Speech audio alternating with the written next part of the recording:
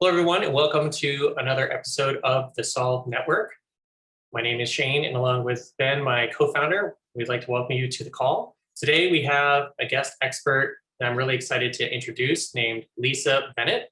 And she and I just met because I was a part of her summit, which I'm sure we'll also talk about. But tonight, she is going to talk about how you can make your money work for you.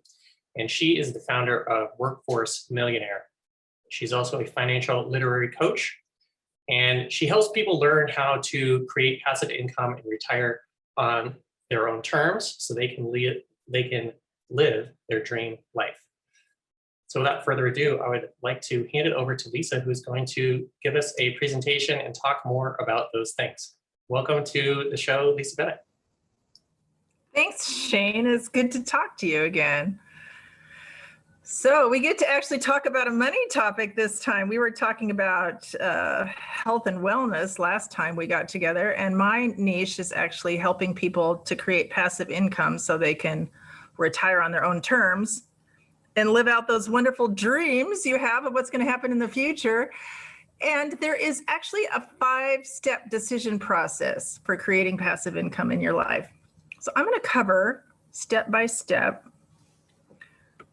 what you move through. First of all, there's something we're all carrying. It's not baggage. It's like our tool set. We've had this since we were young. And the first is your money archetype, kind of like your personality type. It has your feelings around money, whether they're open feelings, closed feelings. There are 8 different distinct archetypes. These are based on the work of Brent Kessel from his book called It's Not About the Money. Brent Kessel is a financial advisor in San Francisco. He's also a yogi. So he has both sides of the brain going. And about half of his book, he talks about some really wonderful things that you can do with the abundance of money, because it's never about the money. But these archetypes include someone who is naturally a saver. That's me. Someone who is naturally an empire builder. An example of that would be Donald Trump. If you give Donald Trump $1 million, he will make something bigger out of it. That's his money archetype. One would be a caregiver. Caregivers tend to take care of someone else with their money. Another person, maybe animals, maybe nonprofits, but they are giving their money to others. There are 8 of these archetypes. We don't really need to go through each one of them individually, but let's just say that the money archetype that you have had since you were young, and I'm happy to give anyone the money archetype survey. Let me know, lisa@workforcemillionaire.com. I will send you the money archetype survey. It's actually really fun to do the survey with a partner or a friend or someone in your family to see your different attitudes towards money. But the second thing that you're carrying with you, so the first is how you act with money, and the second is your risk profile. How much are you willing to lose? You carry that with you. That may change more over time. It's pretty hard to change your money archetype without a really conscious effort at doing so. So I will always be a saver, but I can take my money now and I could actually start building an empire with it. It's going to take some coaching for me, right? Because that's not what I naturally do with it, but that's possible for me. But my risk profile has been pretty consistent over time. Every financial advisor you ever go to is going to ask you this. I have 2 financial advisors. How much would you be willing to lose? Let's say the stock market took a dump. How much would you be willing to lose before you cash out and walk away with what's left? That's your risk profile. My number is 80%. That's a very high risk profile. And because my profile was so high, I was able to make riskier financial investments over time than my financial advisors would have. They probably had like 40 or 50% risk profiles. But your risk profile is really important when you want to get into the business of making passive income. So you're carrying your archetype, your risk profile with you all the time. And as you get older, financial advisors will advise you to have a lower risk profile because you're getting closer to end of life. You know where this money needs to go for the most part for the rest of your life. Don't take huge risks with it. You don't want to lose it all. They will advise you on that. It's up to you what you do with your money. You may have a lower risk profile as you get older. But the third thing you carry with you are your stories. What stories did you have in your family when you were growing up? So Shane, my mom used to say a couple of things. Money doesn't grow on trees. So that was there's scarcity of money. And the second thing that she made really clear with us was, don't keep money in your pocket. It'll burn a hole in your pocket. This was her way of saying, without saying it directly, that she didn't trust us to carry cash because we would waste it. So that had to be a story that my mom learned somewhere in her upbringing. That doesn't necessarily reflect on me and my siblings. So Shane, can you think of stories that you had when you were growing up around money? Yeah, it's funny. Actually, I hadn't thought of this in years. And as soon as you said that, I could remember my dad. It didn't matter what it was. It could be a car, it could be a tool, it could be anything. He's like, there's the name brand. And he's like, you never want to buy that because you're just paying for the name. And then there's the no name brand. And you never want to buy that because it's cheap and it's going to fall apart. He's like, you always got to buy the one in the middle. Wow. And so when I got older, I was always like, well, I can't buy the expensive one. I can't buy the cheap one. I always have to buy the one in the middle because that's what I was taught. That's how you do it. Interesting. That's a great story. I hadn't heard that one before. The people who are the money archetype that always buy the most expensive thing, or the thing with the label on it that people will recognize, they are called the star money archetype. And you also see them posting on social media and their things going viral about how they're spending their money. This is the star archetype. Like, you're not going to catch me doing that. It's not part of my psyche. But that's a different money archetype. But clearly your dad did not have the star money archetype. He was probably pretty conservative with his money. I mean, I'd have to guess, but he might have been either a guardian or a saver. It's just my guess. So abundance, scarcity, malice, joy is money the root of all evil. That is an often misquoted verse from the Bible.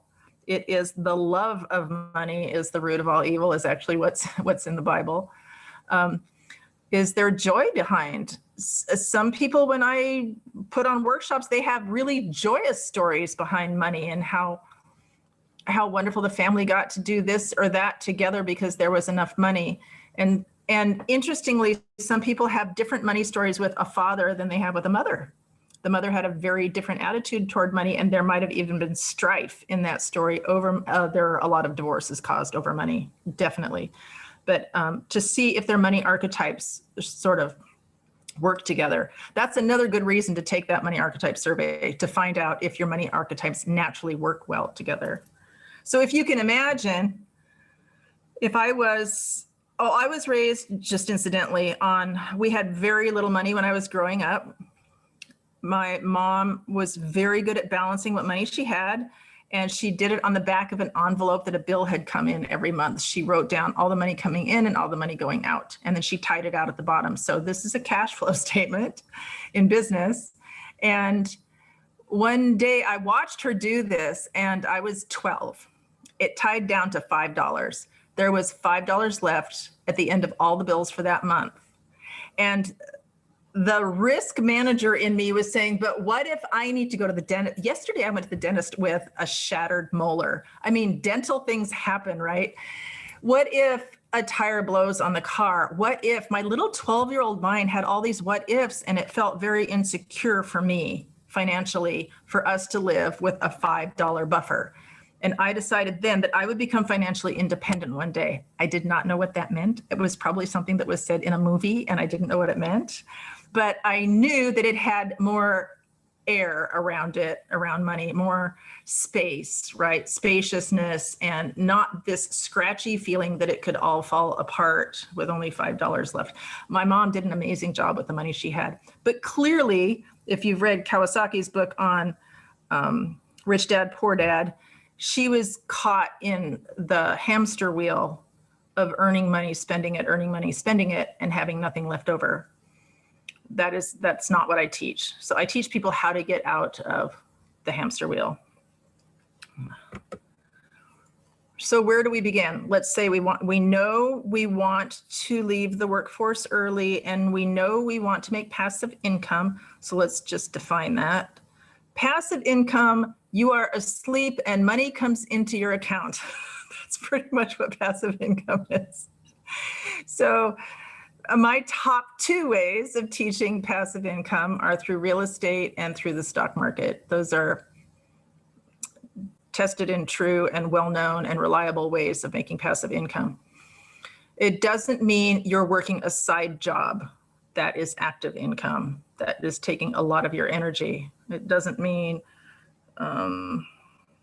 it doesn't mean Uncle Joe paying you under the table for some work you're doing on somebody's house. It means you have made some sort of financial decision and investment that is actually paying you money day by day or month by month, year by year, and you can count on it. And it is a taxable event, just incidentally. None of this is illegal. Okay, so your vision.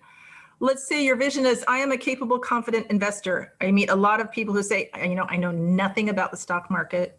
I don't even know what it is. It sounds really emotional to me, or I don't know anything about real estate investing and it sounds like a real pain in the neck.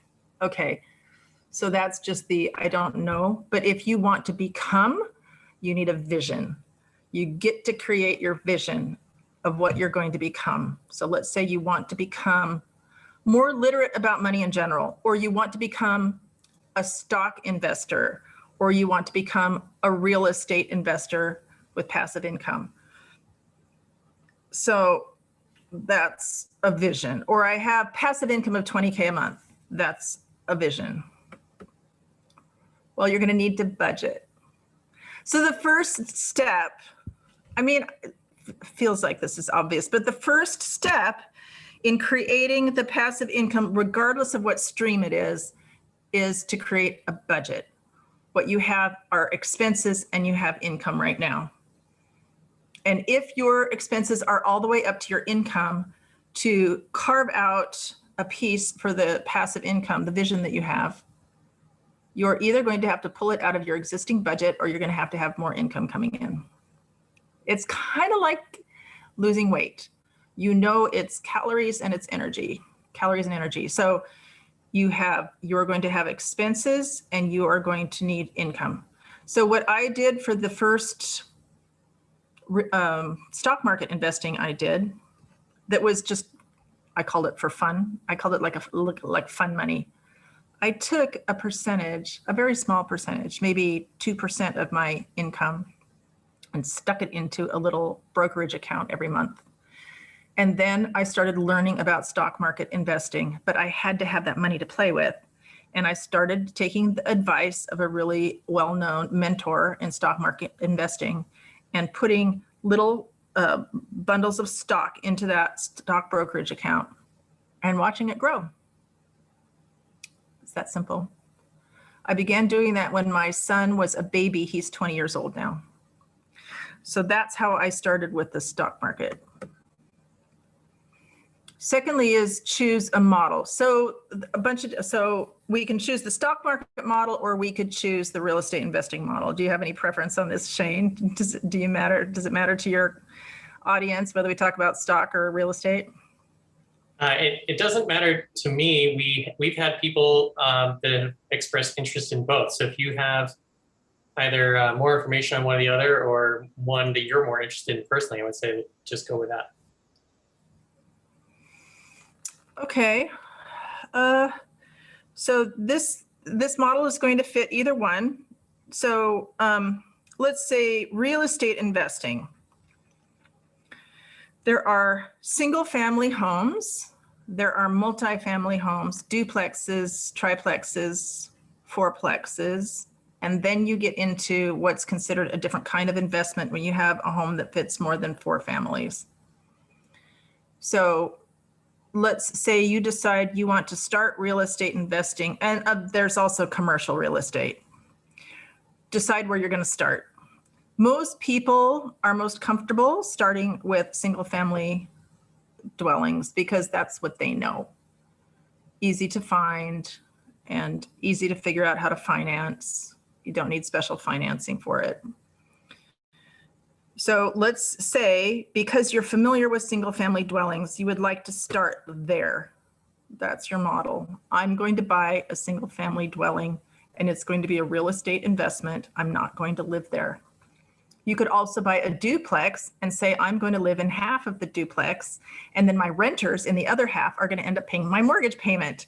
And that'll give me enough breathing room that I could start saving money to do other kinds of investing. That's another way to do your model.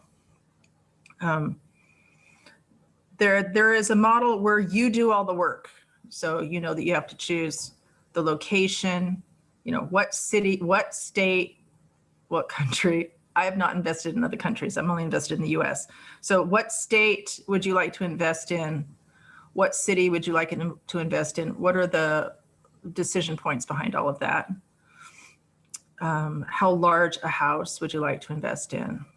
And then let's say you've decided all that, and let's say you've found one. You're going to need a realtor. Realtors are worth their weight in gold. Don't ever bypass the realtor, my opinion. You are going to need a lender. And I also know some wonderful lenders through the work that I've done, the workshops that I've done. And then if you're not going to live there, right? And let's say it's a city you don't live in, what are you going to need? You're going to need a property manager. So these are like your triumvirate. Who's going to help you buy it, the money you're going to buy it with, and who's going to manage it? That's your triumvirate for real estate investment. And that would be true with the other models as well of real estate. You're going to need someone to help you find it, someone to finance it, and then someone to manage it. So you've chosen a model. Let's say you've chosen a single family dwelling. You've chosen the state you want it to be in because you just think it's a wonderful up and coming state. I can tell you both coasts tend to be saturated. It doesn't mean there are no deals in California, no deals in New York. It means that it tends to be saturated and you might look longer. I just looked for over a year to find the house I just bought in California in November. So I had the ability to wait. Now you're going to evaluate, right? You're evaluating now all the houses that come available in that area. Someone's coming in. Hello. Evaluate all the homes that fit your model. So single family dwellings, and maybe you chose it based on its bedrooms and bathrooms. Maybe you chose it based on the neighborhood it's in. Maybe you chose it based on the price. Maybe you wanted a house that was less than 5 years old. Whatever your criteria are for that model that you chose, now you're going to evaluate what's available. And you might also have time as part of that. I didn't have time for that last house that I bought. A little bit of time crunch. I promised my son, who was a freshman in college at the time, that I was going to buy him a house. He's a business major, that he could be the property manager for, and I would pay him to do that. So this is his first real job. I'm really proud of him. He's done a great job. So I knew that I needed to buy it within the time he's in college, but I didn't have that much of a crunch for exactly when to buy it. The market in that particular town was a bit weird in the last year because it is right next to a town that burned down. And immediately the real estate in this town went up 20% within like a month of the town next door burning down because people were piling into it. There was nowhere to live. People were piling into this town. So I waited for that to calm down and for a good opportunity to arise with a 4-bedroom house that was relatively close to campus. Those were my criteria. Something you might want to know that is helpful, and which my realtor in that area told me, there's a crime map of pretty much every city. That is something I strongly suggest you overlay on the region, on the town, and attempt to buy a home that is not in the middle of the crime map. It will show areas of town that are like red, orange, whatever, or it'll show little icons that show what kind of crime is going on in the town. As you can imagine, in a college town, there is more crime closer to campus because you have more of the population, more of the young population just really packed close to campus. Anyway, I did overlay the crime map on that town when I was making my decision. So that's a really good tip. Just type in crime map and city name. You know, Google's your friend in most cases. So go looking on Google for the crime map, you'll probably find it. So you're evaluating houses. You're evaluating single family dwellings based on the price, any changes that need to be made to it. I tried to buy something that didn't need modification because I just personally didn't have the patience for that at the time, and I wanted people to move in immediately. My son had people in that house within 2 weeks. I was so proud of him. 2 weeks. What a good boy. And I knew I could get a good rate on the loan. That wasn't a problem.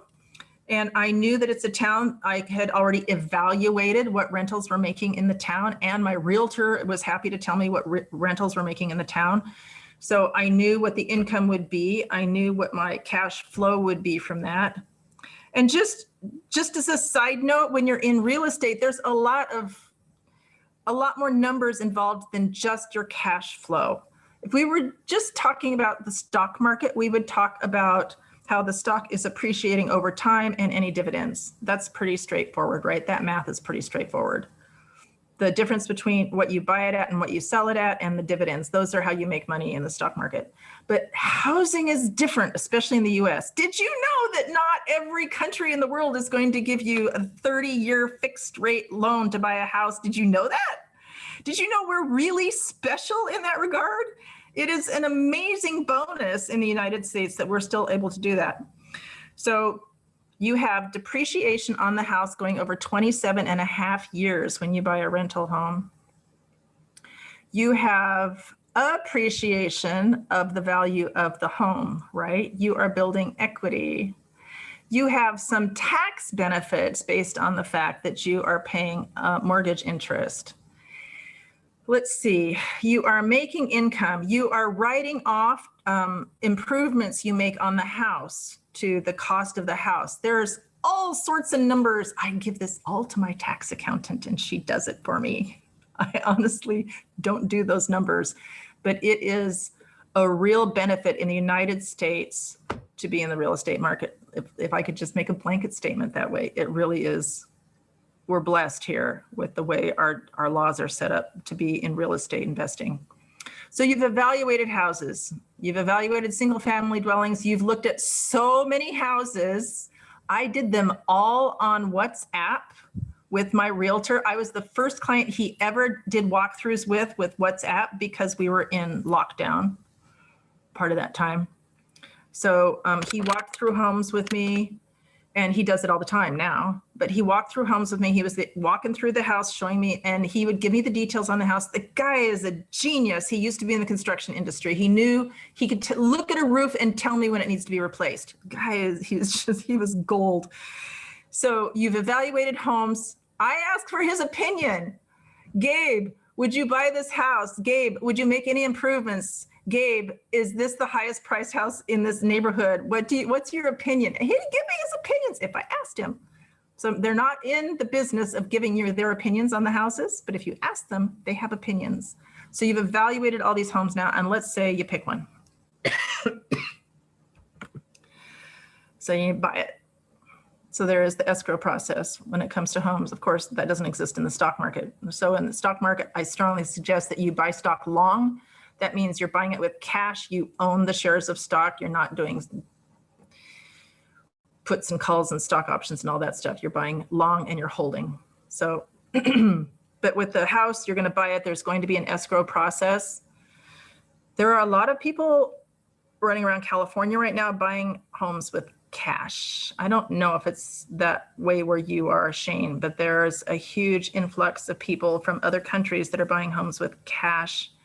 I suppose that would appeal to the sellers of the homes if they needed cash fast, right? So perhaps they're buying another home somewhere else and they need to flip the money and get it into another house fast.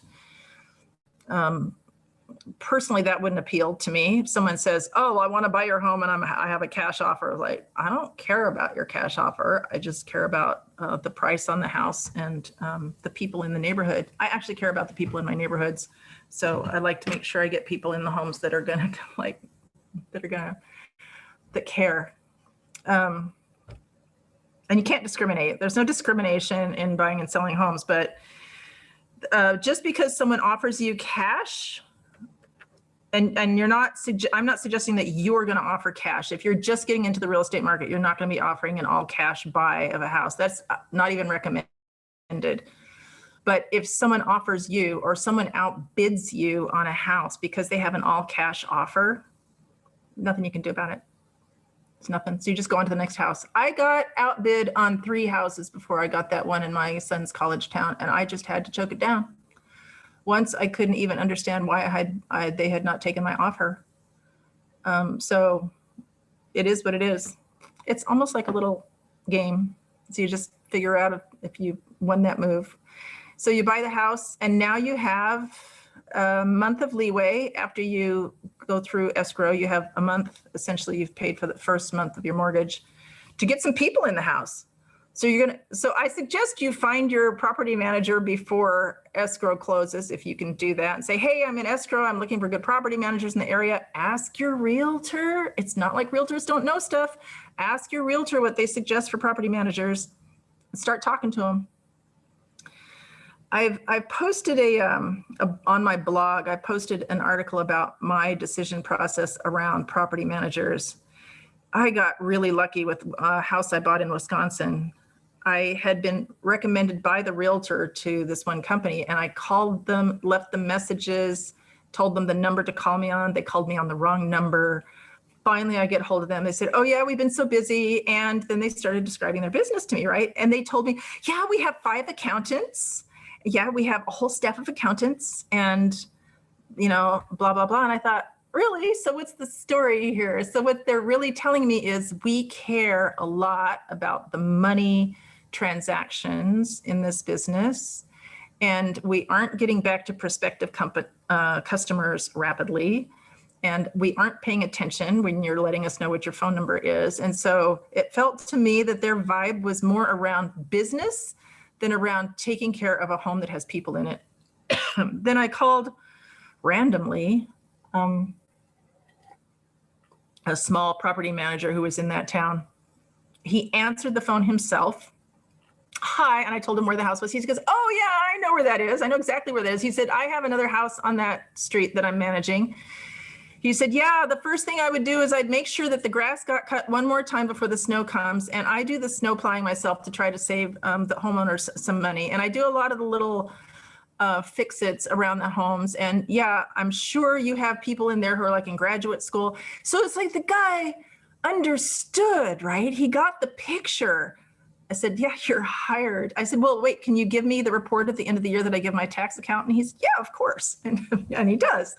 So he is the best property manager I've ever had. Occasionally I send him email and say, do you need anything from me, Josh? No, we got it. Everything's fine. Great. Thank you.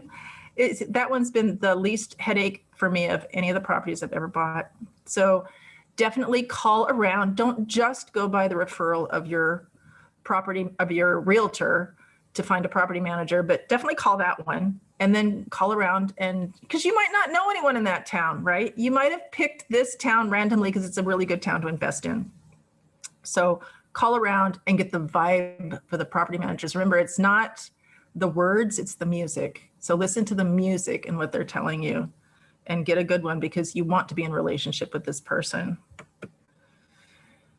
And now ultimately your final decision is, are you going to hold it or sell it? I get offers every single month. I probably have a letter here on my table somewhere from someone offering to buy my home in Wisconsin, a home in Oklahoma City. Oh my goodness, when I'm renting my home in Sunnyvale, California, I get so many people calling me, telling me they want to buy the home. No, I'm not selling the home. So decide, maybe it makes sense for you to own the home for 5 or 10 years for the taxes and for the appreciation.